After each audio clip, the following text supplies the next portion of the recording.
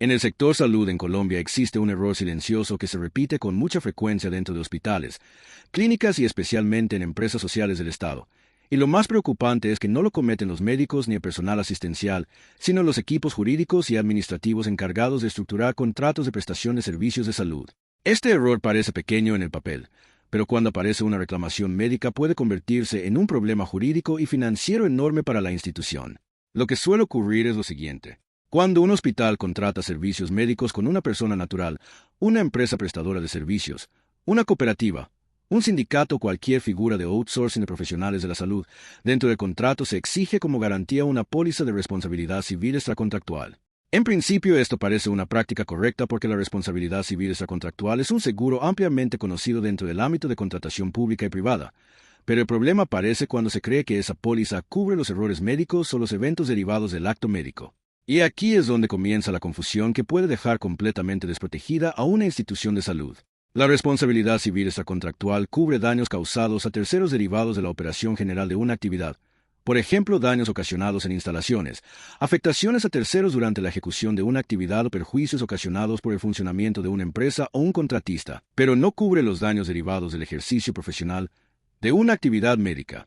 El error médico, el diagnóstico incorrecto, la negligencia en un procedimiento, la complicación derivada de una intervención quirúrgica o cualquier evento relacionado directamente con el acto médico pertenece a un tipo de riesgo completamente distinto que se conoce como responsabilidad civil profesional o responsabilidad civil médica.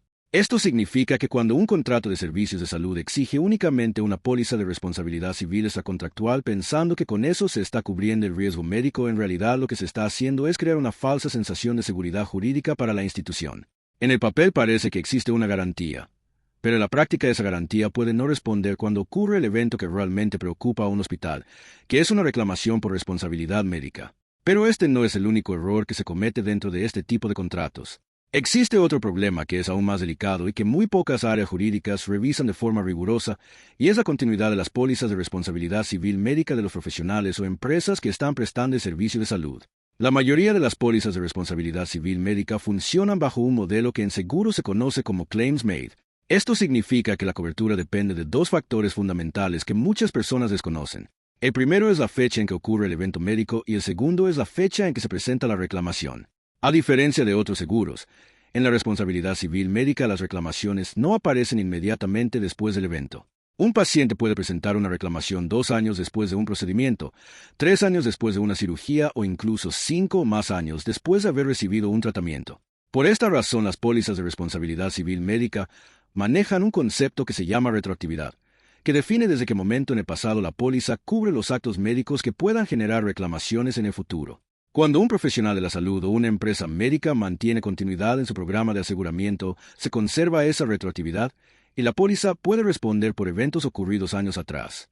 Pero cuando no existe continuidad o cuando se cambia de póliza sin una adecuada estructuración técnica, se puede perder esa retroactividad y entonces aparecen vacíos de cobertura que solo se descubren cuando llega una demanda. El tercer error que se repite con mucha frecuencia en los contratos de prestación de servicios de salud es asumir que la póliza de la empresa contratista cubre automáticamente a todos los profesionales que prestan el servicio. Esto es algo que muchas instituciones no revisan con suficiente detalle. Cuando un hospital contrata a una cooperativa médica, un sindicato de profesionales de la salud o una empresa de outsourcing médico, muchas veces se limita a revisar que la organización tenga una póliza de responsabilidad civil, pero se olvida que el acto médico es ejecutado por una persona específica, por un profesional individual que toma decisiones clínicas y realiza procedimientos que pueden generar una reclamación. Desde una perspectiva de gestión del riesgo responsable, lo recomendable es que existan varios niveles de protección. Primero, una póliza de responsabilidad civil médica de la empresa o del contratista que presta el servicio. Segundo, una póliza de responsabilidad civil profesional de cada uno de los médicos o profesionales de la salud que hacen parte del equipo que prestará el servicio dentro de la institución. Y tercero, una revisión rigurosa de la continuidad de esas pólizas para verificar que no existan vacíos en la retroactividad. Cuando estos elementos no se revisan de manera adecuada, el hospital puede encontrarse con una situación extremadamente compleja cuando aparece una reclamación médica. En ese momento se revisan las pólizas, se revisan los contratos y muchas veces se descubre que la póliza exigida no cubre el acto médico, que el profesional que ejecutó el procedimiento no tenía una póliza individual o que la póliza existente no tiene continuidad suficiente para cubrir el evento que originó la reclamación. Y cuando esto ocurre, la institución puede enfrentar un proceso jurídico con un nivel de protección mucho menor del que pensaba tener. Este tipo de situaciones no aparecen el día que se firma el contrato. Aparecen años después cuando un paciente decide iniciar una reclamación por un evento médico ocurrido en el pasado. Y en ese momento ya no es posible corregir la estructura del contrato ni exigir garantías adicionales. Por eso es tan importante que los equipos jurídicos, las áreas de contratación y los directivos del sector salud comprendan que la gestión de riesgo en contratos de prestación de servicios médicos no puede limitarse a exigir cualquier póliza de responsabilidad civil. Es necesario entender la diferencia entre los distintos tipos de seguros, comprender cómo funcionan las pólizas de responsabilidad civil médica y revisar cuidadosamente la estructura de aseguramiento de las personas o empresas que prestarán los servicios de salud dentro de la institución. La pregunta que deberían hacerse muchos equipos jurídicos al momento de estructurar estos contratos no es simplemente qué póliza debemos exigir, sino algo mucho más profundo. ¿Las pólizas que estamos exigiendo realmente cubren el riesgo médico a que está expuesta nuestra institución? Porque en el sector salud los errores contractuales rara vez se detectan en el momento en que se firma un acuerdo.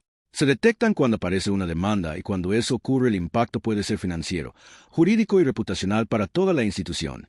Por eso entender correctamente la diferencia entre responsabilidad civil extracontractual y responsabilidad civil médica, validar la continuidad de las pólizas de los profesionales de la salud y exigir esquemas de aseguramiento adecuados no es un simple detalle administrativo.